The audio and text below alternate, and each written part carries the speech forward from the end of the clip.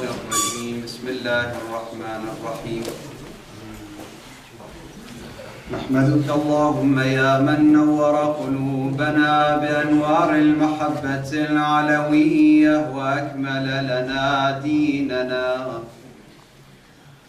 بالهداية المرتضوية وأتم نعمته علينا بالهداية الحيدرية ونصلي ونسلم على الخاتم لما سبق والفاتح لما انغلق والمعلن الحق بالحق حبيبك وحبيبنا بالقاسم محمد اللهم صل على محمد وآل محمد صلى الله عليه وعلى أولاده الطاهرين لا سيما صاحب العصر والأمر والزمان عجل الله تعالى فرجه الشريف صلوات اللهم صل على محمد وآل محمد قال الله سبحانه وتعالى في محكم كتابه الكريم بسم الله الرحمن الرحيم نون والقلم وما يسطرون ما أنت بنعمة ربك بمجنون وإن لك لأجرا غير ممنون وإنك لعلى خلق عظيم صلوات اللهم صل على محمد وآل محمد. Nous sommes toujours dans les jours de l'anniversaire de Rasulullah sallallahu alayhi wa Muhammad. اللهم صل على محمد وآل محمد. On vit malheureusement encore aujourd'hui dans une époque très compliquée et très difficile par rapport à l'image de notre noble prophète qui est, malheureusement je le dis, changé à cause de certains de nous et transmis d'une manière négative à cause de certains parmi nous. Quand je dis certains parmi nous, ne croyez pas que je parle que les frères sunnites. Même les gens qui suivent Ahl al-Bayt ou qui prétendent être parmi les partisans de Ahl al-Bayt, des fois ils donnent très mauvaise image de notre noble prophète et de notre religion et de notre islam. C'est une réalité. Et récemment j'étais avec un médecin à l'hôpital, je ne sais pas si je prononce bien, Cachon. Voilà, donc un docteur qui était là-bas. Il m'a posé une question sur la question morale et éthique. Je lui ai dit, on a énormément d'études éthiques dans l'islam en général, et en particulier dans l'école de Ahl al-Bayt. La question éthique, ce n'est pas une question abandonnée, au contraire. On a des centaines de savants dans l'histoire qui ont écrit et ils ont fait des recherches sur la question éthique. Qu'est-ce que ça signifie l'éthique, le moral, le respect, c'est quoi les limites, c'est quoi toutes ces questions? Et les savants qui ont donné des modèles, qui ont donné des ordres, qui ont donné des explications, qui ont donné des leçons, si vous voulez, de akhlaq. Et ils se sont basés tous sur le Coran et Sunnat al-Nabi Muhammad wa Ahl al-Bayt alayhi salam.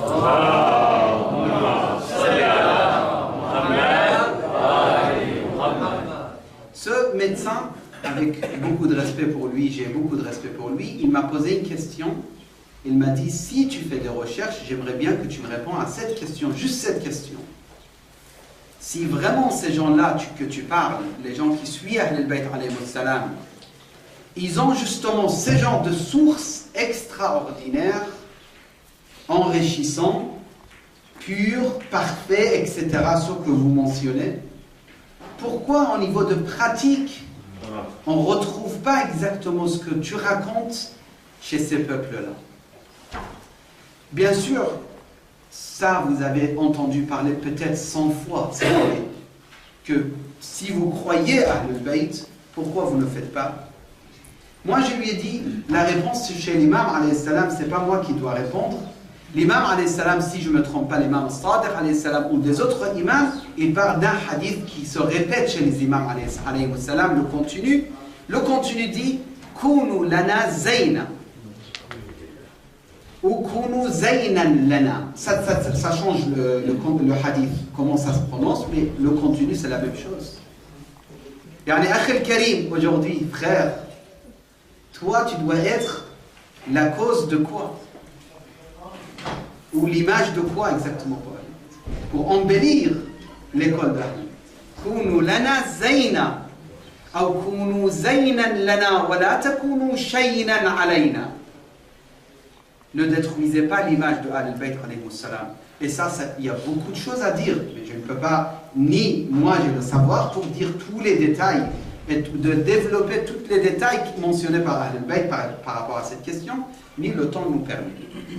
Mais Kunu lana zayna, qu'est-ce que ça signifie? Ça veut dire les gens autour de l'imam, à l'époque, ils n'étaient pas à la hauteur. Parce que quand vous donnez un ordre, une ordre, vous donnez à quelqu'un une ordre, vous dites fais ça. C'est parce qu'il ne fait pas. Ou il a oublié de le faire. Normalement, ça c'est le sens superficiel des phrases. Quand tu dis à quelqu'un, s'il te plaît, aide-moi, ça veut dire ou bien il ne sait pas qu'il doit t'aider, donc il ne t'a pas aidé, ou bien il ne veut pas t'aider, donc il doit t'aider. Ou bien dhikra ou tadkir, ça veut dire rappel, ou bien parce qu'à la base il est ignorant, ou il ne veut pas le faire. Donc tu l'encourages, tu lui expliques, etc. Donc les gens autour de Ahl-Bayt, s'ils étaient vraiment tous des modèles, on n'avait pas de problème aujourd'hui. C'est pour ça, un des ulama de Najaf al-Ashraf, il a dit une phrase, j'ai beaucoup apprécié récemment, j'ai écouté cette phrase de lui. C'est un très grand savant à Najaf, un enseignant de fiqh également. Il a dit, j'ai appris d'une personne qui s'appelle Yunus ibn Abdurrahman, parmi les compagnons de Ahl-Bayt, j'ai appris des choses de cette personne. Après, ils ont dit, qu'est-ce que tu as appris? Ça, c'est une question éthique. Qu'est-ce que tu as appris de Yunus? Il y a Cheikh, il a dit, j'ai appris une chose. Yunus, il était là, les partisans de Ahl-Bayt, ils étaient là. Un des partisans, il a dit, oh Yunus, il parle beaucoup derrière toi. Il y a des gens qui parlent derrière toi. Ils font la médisance. Cheikh Fulan, Arafat, tu sais le Cheikh Fulan, ou Sayyid Fulan, tel Sayyid, Hajj Fulan. Ce qui est très dangereux, et à la fin, Inch'Allah, deuxième khutbah, je vais vous mentionner un hadith de Ahl-Bayt qui mentionne ce défaut chez l'homme. Quand il parle comme ça de toi, qu'est-ce que tu penses? Il y a Yunus ibn Abdurrahman. Yunus, il a dit, écoutez, celui qui a l'amour de Ali ibn Abi Talib, salawatullah wa salamuhu alayhi.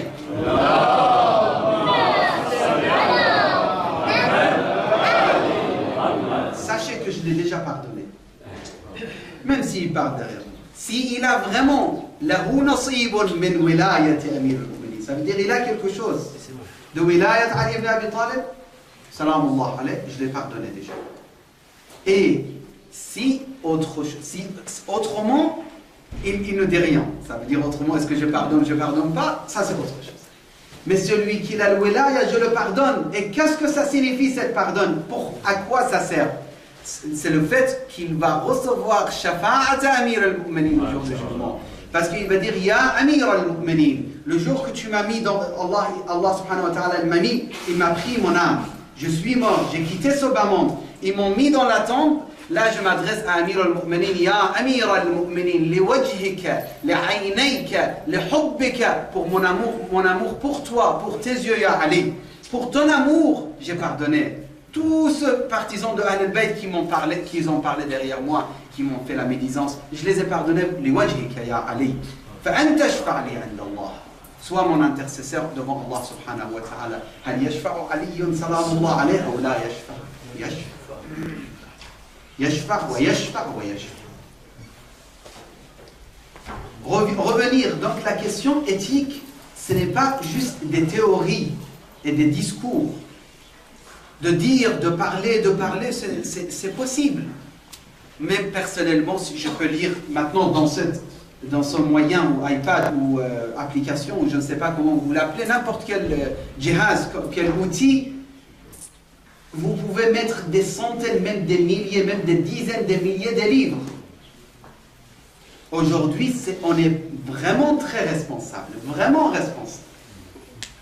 Avant, les gens, ils faisaient voyage de 2 mois pour arriver en Inde, pour voir un kitab, un livre de qui? De par exemple Tabari al-Fulani, ou de voir de Daylami al-Fulani, ou de voir kitab de tel de Tousi, ou l'Irshad de tel, etc., etc. Ils faisaient des voyages. Aujourd'hui, tu fais ça, PDF, installation, 5 minutes, même pas. 2 minutes, le livre il est devant toi. Ma hiya hujjatuka amam Allah. Taïb, Sayyidi wa Moulay, j'arrive pas à appliquer. Essaye d'appliquer. Apprendre et puis essayer d'appliquer, de pratiquer. Bismillah ar-Rahman ar-Rahim, Noun wa qalam wa ma yasturun. Jusqu'à ce qu'il dit, Allah subhanahu wa ta'ala dans cette sourate, il dit wa innaka la'ala khuluqin adhim. Je reviens vers la question que j'ai commencé, avec laquelle j'ai commencé le discours d'aujourd'hui. Rasulullah sallallahu alayhi wa sallam, aujourd'hui, il a besoin de quoi de notre part? Il a besoin de pratiquer ce qu'il a dit. Ce n'est pas en disant, je t'assure, Rasulullah, Muhammad, il était très gentil, à un chrétien ou à un athée qui va croire à ce que tu dis. C'est en regardant, en observant, en voyant, en fait, s'il voit réellement devant lui un homme de morale et de respect et de ahd, de respect, de promesses, etc., de pureté. Un des frères, il a dit, est-ce qu'on peut tricher, jouer économiquement? Déjà, le maraja, il ne permet pas. En France, de tricher, de jouer sur tout ce qui est économie, de jouer, il ne se permet pas. Déjà, le maraja, il ne permet pas. Et en plus, deuxième hurma, c'est deuxième hurma, je parle. Première hurma, c'est dans le Risala, c'est pas moi qui donne. Deuxième hurma aussi, c'est pas moi qui le donne, mais le hukm al-thanawi, c'est le fait de détruire l'image de l'islam, l'image de Rasulullah Muhammad. Comment vous voulez détruire l'image de Rasulullah en disant Ya ayyuhan nas, udkhulu fi din Muhammad, sallallahu wa sallam alayk. Tu peux pas dire rentrer dans la religion de Rasulullah si tu donnes pas l'image de Rasulullah. C'est en étant zayn, beauté, en embellissant l'image de Rasulullah que tu peux inviter les gens vers Rasulullah. Rasulullah sallallahu wa sallam alayhi, il arrive à la Mecque.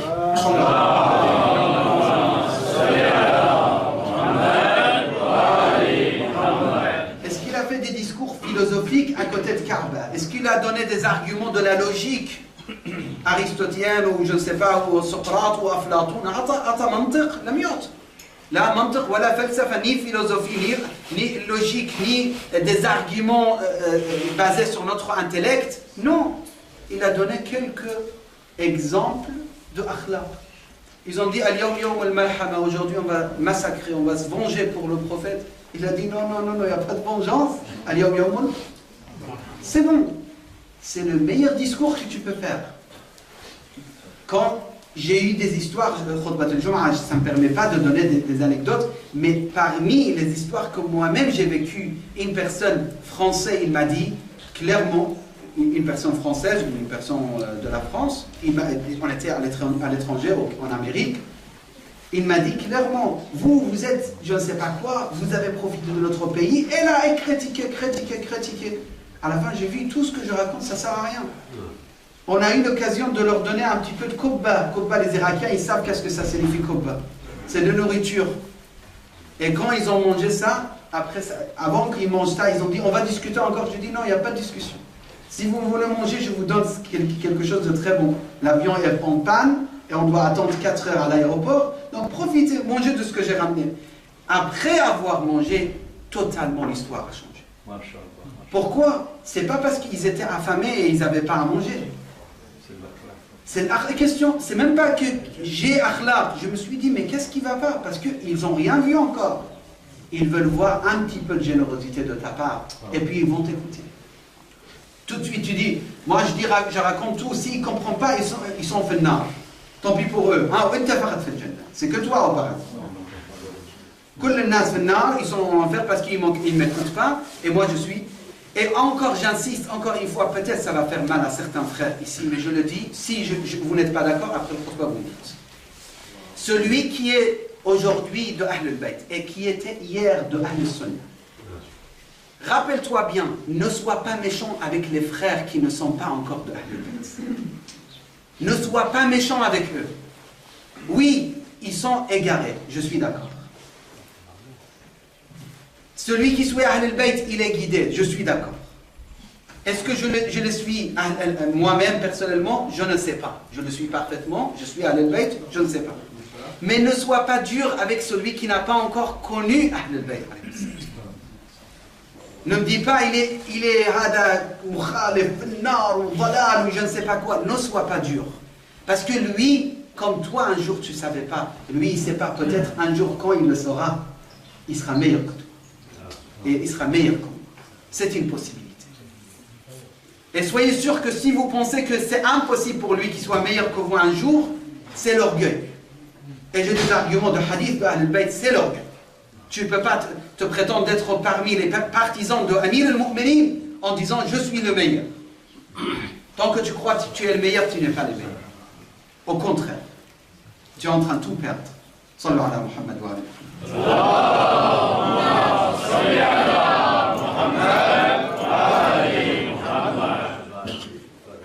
juste avec un hadith, je termine première khutbah. عن الحسين بن علي صلوات الله وسلامه اللهم صل على محمد وآل محمد. Il a demandé à son père Amir al-Mu'minin sallallahu alayhi wa sallam, il a dit comment il était Rasulullah sallallahu alayhi wa sallam. Explique-moi ya Amir al-Mu'minin, comment il était.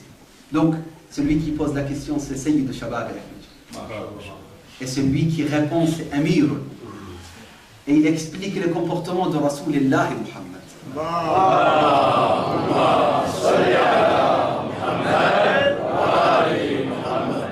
قال كان دائما البشر.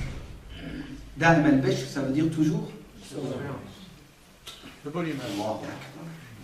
Pourquoi pas? Pourquoi? Je suis un homme, je suis sérieux, je suis un alim, je suis un quoi? Déjà, on n'est rien du tout. C'est une réalité. Et celui qui croit qu'il est quelque chose, il est déjà vraiment éloigné de Rahmatillah. Ça c'est une première chose. Si Zainul Abidin, il dit Ubayduka, moi et toi, qu'est-ce qu'on doit dire? Non, cher, c'est la modestie, ni modestie, ni rien du tout, c'est la réalité. Nous sommes rien du tout. Celui qui dit Ana, il a commencé à suivre Ash-Shaytan al-Rajim. كان دائما بشره في وجهه دائما البشر سهل الخلق. Je traduis pas tout, je passe. لين الجانب ليس بفضل ولا غليظ ولا صخاب ولا فحاش. Je m'arrête. Jamais des insultes. Aujourd'hui j'entends des discours pour dire non, il faut insulter. Allahu Akbar. Et il sort les versets du Coran al-Karim, il dit, voilà, Allah il est en train d'insulter, moi je n'insulte pas. Il sort les arguments de cette manière. Ces genres de discours, je suis désolé, mais ce n'est pas scientifique. C'est vraiment pas scientifique. De dire Allah il insulte, on est en train de tout perdre. Oui, Allah déclare la réalité de certains. Attention. Si certains, ils sont par exemple éloignés de Rahmatillah, Allah il dit Mal'oum. C'est quoi? C'est pas des insultes. Mal'oum ça veut dire Tarid min Rahmatillah. Otol, parce qu'il est otol. Zanim, parce qu'il est zanim. Mais ça ne veut pas dire que tu commences à insulter en disant, en argumentant tes comportements en plus. Ça c'est le pire. Des fois il y a quelqu'un qui insulte, après il dit je suis désolé, mais quand je suis en colère, j'ai fait n'importe quoi. Ça va ou pas? Ça va quand même, ça va. Il avoue quand même. Il dit afouan, il dit astaghfirullah. Il verse des larmes, il dit c'est non là, afouk. Mais l'autre, il insulte, il te dit non, j'ai des arguments. Tu dis, ça veut dire que tu ne regrettes pas? Non, non, pas du tout. J'ai des arguments et c'est parfaitement ce qu'il faut faire. Hada musib. Aujourd'hui, notre époque, on souffre à cause de ces genres de personnes. La personne qui argumente ce qui est mauvais. Et avec bien sûr les versets coraniques, les hadiths. ولا فحاشا ولا عيابا ولا مداح. On arrête de faire des éloges pour tout le monde. أحسن شيخنا, أحسن بارك الله فيك, أجمل خطبة بالعالم. C'est quoi cette histoire? Meilleur discours que j'ai écouté dans. Quel discours tu parles? Quel discours meilleur? Ou أحسن دكتور, أحسن حاج, أحسن toujours, أحسن. C'est bien de remercier. Mais attention de exagérer. ولا مداحا. Maddah, c'est celui qui exagère. Ils disent qu'il n'est pas vrai. Ah, tu es magnifique, tu as une voix franchement extraordinaire. Alors après, il dit, comment il est bien? Oui, ça va, il est bien. Ça va, il est bien, comment? Et il est extraordinaire. Devant lui, extraordinaire, et derrière lui, ça va, moyen, ça va. يتغافل عما لا يشتهي ولا يؤنس منه. L'histoire, c'est très long. Le hadith, il est extraordinaire. Extraordinaire et très riche. Mais je dois terminer le premier khutbah. Deuxième khutbah, Inch'Allah, je prendrai deuxième hadith. أقول قولي هذا وأستغفر الله لي ولكم. بسم الله الرحمن الرحيم. والعصر إن الإنسان لفي خسر إلا الذين آمنوا وعملوا الصالحات وتواصوا بالحق وتواصوا بالصبر. اللهم صل على محمد وآل محمد. اللهم صل على محمد وآل محمد. اللهم صل على محمد وآل محمد. أعوذ بالله السميع العليم من الشيطان الرجيم. بسم الله الرحمن الرحيم. نحمده ونستعين به. اللهم صل وسلم وزد وبارك على صاحب الدعوة النبوية محمد. اللهم صل على محمد وآل محمد. والصولة الحيدرية والعصمة الفاطمية والحلم الحسنية والشجاعة الحسينية والعبادة السجادية والعلوم الباقرية والآثار الجعفرية والمآثر الكاظمية والحجج الرضوية والجود التقوية والنقاوة النقوية والهيبة العسكرية والغيبة الإلهية. أعني صاحب العصر والأمر والزمان عجل الله تعالى فرجه الشريف. صلوات. اللهم صل على محمد. Le hadith que je vous ai promis, c'est un petit hadith mais très riche, également de Ahl al-Bayt alayhi salam. قال de Rasulillah, il rapporte le hadith de Rasulillah, أحبكم إلى الله أحسنكم أخلاقا. Le plus aimé chez Allah subhanahu wa ta'ala, c'est celui qui a le meilleur de comportement. أحسنكم أخلاقا.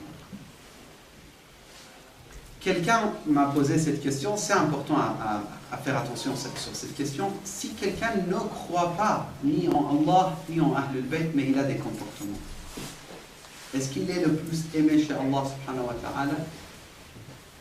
Il faut faire attention, celui-là, il aura ses récompenses dans ce bas monde. Celui-là, il aura ses récompenses en échange de ce qu'il a comme comportement dans ce bas monde. Mais l'au-delà, il n'y aura rien.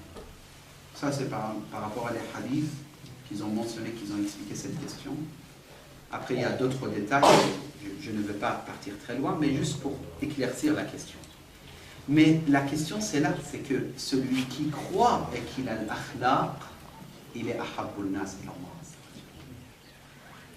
Parce que c'est pas possible d'être dans... Tu habites dans un village ou dans une ville, autour de toi, il n'y a pas de partisan de Ahl al-Bayt, toi le partisan de Ahl al-Bayt, et au niveau de comportement, tu es au milieu, ou même des fois, moins que 10 sur 20. C'est pas possible. Parce que Ahl al-Bayt nous ont ordonné, ils ont dit, soyez les meilleurs. Et même il y a un hadith dans le Kafi, si je ne me trompe pas aussi, qui dit, dans un village où vous habitez, vous devrez être le premier. C'est ça, un mu'min, un vrai mu'min. Dans un village, le premier. quartier, village, je ne sais pas, vous habitez à Drancy, vous habitez à La Courneuve, vous habitez quelque part dans un bâtiment cité, vous devrez être le meilleur dans cet endroit. Comment être le meilleur, je ne sais pas. Ça c'est à vous en vérité, on sait, chacun sait. On sait quand est-ce que il faut faire ça, quand est-ce qu'il faut faire autrement. Ahabbukum ila Allah, c'est deux lignes, le hadith, et je termine, Inch'Allah, concentrez-vous. Ahabbukum ila Allah, ahsanukum akhlaqa. Ça, c'est la première partie. Qu'est-ce qu'il a comme qualité, celui qui a ahsan al-akhlaq, les meilleurs de comportement?